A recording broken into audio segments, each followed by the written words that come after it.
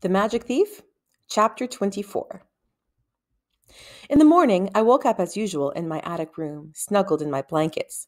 The room was freezing. The air went into my lungs like shards of ice and came out again as puffs of white steam. My nose was cold. A layer of ice crystals covered the blankets.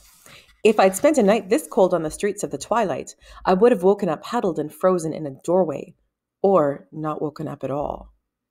It was good to be home. Outside, the wind shrieked around the corner of the house, and the sky, what I could see of it through my windows, was gray. And my locus magicalicus was lost in the blankets somewhere.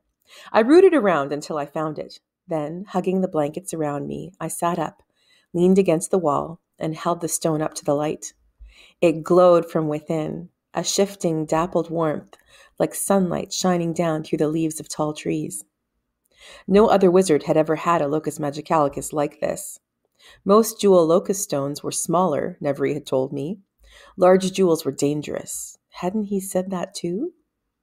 Sure, my locust stone was the most valuable jewel in the city, maybe in all the peninsular duchies. Why had it come to me? It didn't make sense. Maybe Nevri would know. Oh well, time to get up. Untangling myself from the blankets, I felt a little stiff and sore from the past few days, and the back of my head hurt a little from where the Duchess's guards had bashed me, but nothing too bad considering. To my surprise, my coat and black sweater were folded neatly on the floor, my boots and socks lined up beside them. The last time I'd seen them, I'd been sneaking into the Dawn Palace. Shivering, I put them on, put my locus magicalicus into my coat pocket, and went downstairs to the kitchen. Bennett wasn't up yet. I raked up the banked fires in the stove and the fireplace, added wood, then grabbed the bucket and went out to fetch water. I paused on the threshold to wrap my scarf around my face and to pull the sleeves of my coat over my hands. As I stepped out the door, the wind raced round the corner of the house and struck with icy daggers down into my bones, almost knocking me off my feet. Tiny flecks of snow whipped by the wind scudded across the courtyard. In the tree, the birds balanced on the branches with their backs to the wind, looking ruffled and annoyed. Catching my breath, I set off toward the well. The birds caught sight of me. With a sudden cackling and cawing, they leapt from the branches, spattering the ground with their droppings, shedding feathers which spun away in the wind. In a clackety-rackety black cloud, they raced across the courtyard to where I stood, holding the bucket, and swirled around me, chattering loudly, brushing me with the soft tips of their wings. I dropped the bucket. They whirled up like a fluttering funnel of black rags, and then flew back to the tree, where they settled onto the branches. I stood staring at them, and they stared back, cackling quietly, fluffing their feathers. I'd never heard of birds acting like that. Strange. With an eye on their tree, I picked up the bucket, went to the well and fetched water, then went back to the house and climbed the stairs to the kitchen. Bennett was there, sitting at the table with his hair standing up in spikes all over his head. "Good morning," I said, and carried the bucket to the stove where I filled the kettle. Bennett glared at me, which made me happy. I took off my coat and started to get the tea ready. "Can I see it?" Bennett asked. My locus magicalicus, he meant. I went over to my coat, fetched out the jewel, and put it on the table, then went back to the stove to pour hot water into the tea. When I brought Bennett his cup of tea, he was studying the stone, but not touching it. "It dangerous?" he asked. I fetched a chair and sat down next to him. I picked up the stone. It felt cool and just a little prickly. If it were a cat, it would have its back arched and its fur on end, but it wouldn't hiss or scratch. "I don't think so," I said. When I tried to steal Nevri's locus magicalicus, it had attacked me, and I figured that if anybody tried to steal mine, it would probably kill them, but it wouldn't hurt Bennett. "Humph," Bennett grunted. He rubbed his hands through his hair and then took a drink of tea. "Wood," he said. "Right." I got up, put my locust stone in my pocket, and fetched more wood for the stove and the fireplace. When I'd finished that, Bennett had woken up enough to make biscuits, and when those were done, I ate 3 of them with jam and cheese. Then I took tea and biscuits up to Nevri. I peeked into the study, and he was there, a fat book open on the table before him. "Breakfast, Nevri," I said, setting the tray on the table. He glanced up, frowned. "Have you washed?" I grinned at him. "Nope." He pointed at the door. After washing and dressing in my attic room, I picked up the empty water bucket and went downstairs to the kitchen. Keaston was there. He was sitting at the table watching Bennett fry bacon and potatoes on the stove.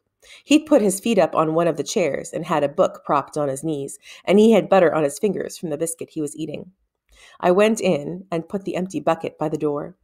"Shouldn't you fetch more water?" Keaston asked. I looked at Bennett. "Kettle's full," Bennett said.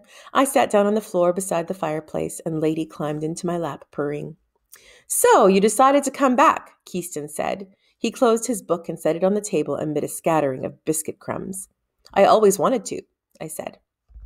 "I hear you've been going to the Twilight," Keaston said. Now, where had he heard that? From Petavox? Drats! Sure as sure, Keaston was spying for his master, which meant everything he heard was going straight to the Underlord. So I didn't say anything to Keaston, just shrugged. Bennett clattered a pan on the stove. When I looked up, he glared at me and then jerked his chin at Keaston. He wanted me to tell about my Locus Magicalicus. I wanted to show it off to Keaston, make his eyes bulge out with surprise and envy. But it might be better, I reckoned, if he didn't know about it, because then Crow wouldn't know about it. "I went to the Twilight," I said, "because I was looking for my locust stone." "And did you find it?" Keaston asked. "Bring me a plate of that bacon you're cooking," he said to Bennett. I nodded. Keaston blinked, then recovered his sneer. "A common pebble, I suppose." He fingered his own Locus Magicalicus, the shard of shiny black rock he'd hung from a gold chain around his neck, just as his master did. "Something you found on the roadside." I shrugged. "Not yes, not no." Bennett slammed the pan on the stove top, then dished out 3 plates of potatoes and bacon, handed one to me where I sat by the fire, thumped one down before Keaston, and sat down with a third at the table. Keaston picked up a fork from the plate and took a bite. Then he spit it out with a curse. "Ow, it's hot!" He shot Bennett an accusing look.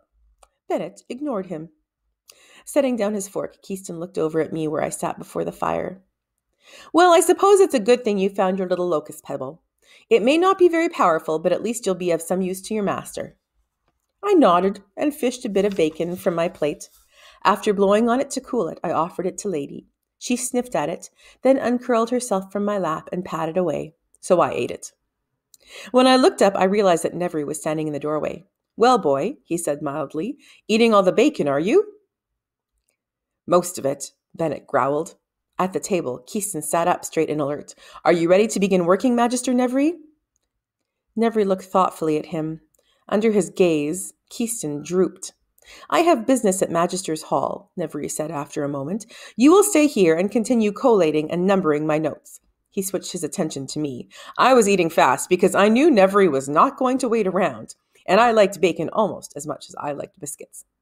"And you, boy," he said, "when you've finished eating all the bacon on the island, fetch your books. We're going to the Academicos."